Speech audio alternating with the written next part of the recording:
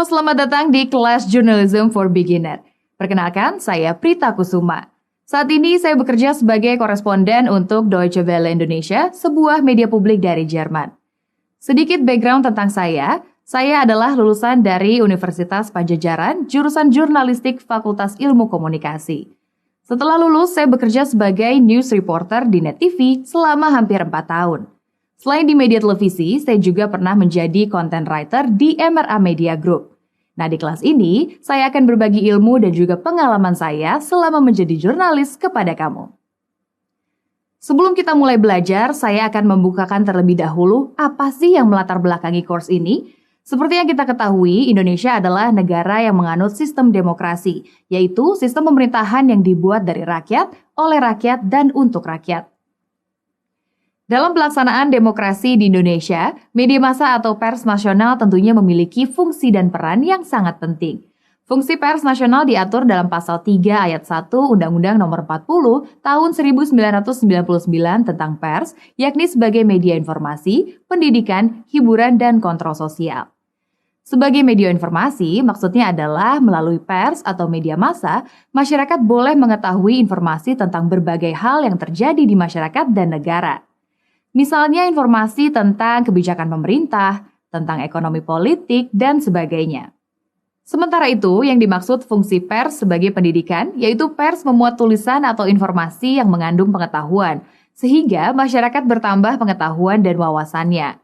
Misalnya informasi tentang tips and trik mengenai sesuatu atau mengenai teknologi baru, review buku, atau konten lainnya yang mengajarkan sesuatu.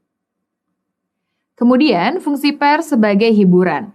Maksudnya adalah pers tidak hanya menyajikan berita-berita berat atau hard news saja, tapi juga menyajikan informasi yang sifatnya menghibur. Misalnya berita tentang olahraga, musik, atau tentang gaya hidup.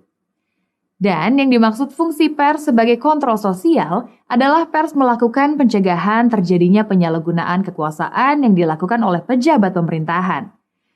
Kontrol tersebut dapat dilakukan misalnya dengan menyampaikan pendapat para ahli seperti pengamat politik atau semacamnya yang diungkapkan secara bebas namun bertanggung jawab.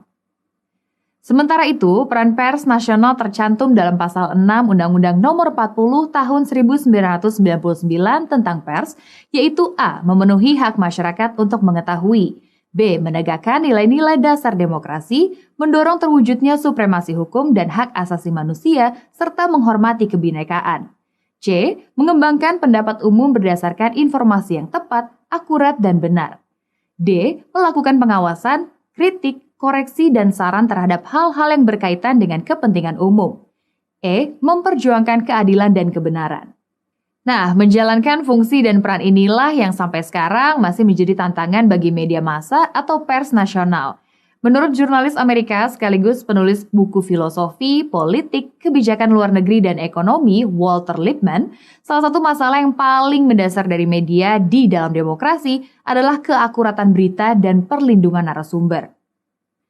Bicara soal akurasi berita, kamu mungkin pernah melihat situs berita yang kerap membuat judul berita yang berbeda dengan isi beritanya atau biasa kita sebut dengan judul clickbait. Biasanya judul berita dibuat sebombastis mungkin demi jumlah klik dan jumlah kunjungan ke situs berita tersebut. Berita seperti ini dapat dikatakan telah melanggar salah satu kaidah jurnalistik, yaitu akurasi, karena informasi yang diberikan tidak sesuai dengan fakta. Apakah berita seperti ini bisa merugikan pembaca? Tentu saja iya. Pembaca akan merasa tertipu karena telah menyia-nyiakan waktunya untuk membaca berita yang bukan mereka cari. Sedangkan bagi pembaca yang kurang selektif, berita semacam ini juga berbahaya karena pembaca bisa termakan hoax atau informasi palsu.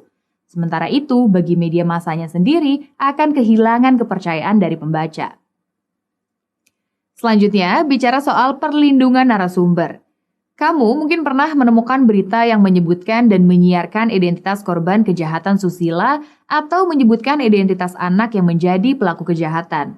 Hal ini telah melanggar pasal ke-5 Kode Etik Jurnalistik yang berbunyi, wartawan Indonesia tidak menyebutkan dan menyiarkan identitas korban kejahatan susila dan tidak menyebutkan identitas anak yang menjadi pelaku kejahatan. Mengapa identitas korban kejahatan susila atau identitas anak yang menjadi pelaku kejahatan tidak boleh disebutkan dalam berita? Karena dengan menyebutkan identitas korban kejahatan susila, wartawan secara tidak langsung telah ikut menyebarluaskan informasi yang merusak nama baik korban. Korban kejahatan susila akan mengalami kehilangan privasi, kepercayaan, dan merasa dirinya menjadi tidak berharga lagi. Sementara itu, jika wartawan menyebutkan identitas anak pelaku kejahatan, anak yang menjadi pelaku kejahatan itu akan menerima stigma negatif yang disandang seumur hidupnya. Sebab berita tentangnya dapat diakses oleh siapapun lewat internet. Karena identitasnya sudah dikenali, anak pelaku kejahatan itu pun berpotensi ditolak oleh lingkungan tempat tinggal dan sekolah, sulit mengembangkan diri, apalagi mendapat pekerjaan. Nah, kesalahan-kesalahan menulis berita seperti yang saya uraikan tadi tidak akan kamu lakukan kalau kamu betul-betul bisa mewujudkan kaidah jurnalistik dan mematuhi etika jurnalistik dalam menulis berita. Untuk itulah, course ini hadir untuk membantu kamu belajar ilmu jurnalistik. Dalam course ini, kamu akan belajar tentang jenjang karir seorang jurnalis, berita, bahasa jurnalistik, proses produksi berita, teknik wawancara narasumber, teknik menulis naskah berita untuk media cetak, elektronik, dan online, sampai kepada apa saja kode etik jurnalistik yang harus dipatuhi seorang jurnalis. Bagaimana? Sudah siap belajar menjadi jurnalis yang profesional? Kalau iya, sampai bertemu di video selanjutnya ya.